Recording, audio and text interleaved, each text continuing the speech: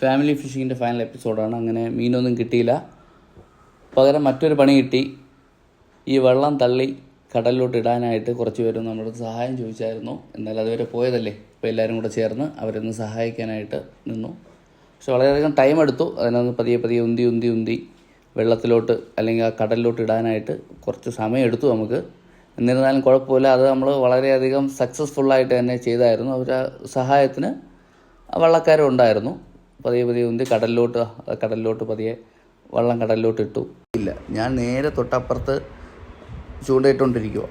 യാതൊരു രീതിക്കുള്ള ഒരു മീനും കിട്ടിയിട്ടില്ല.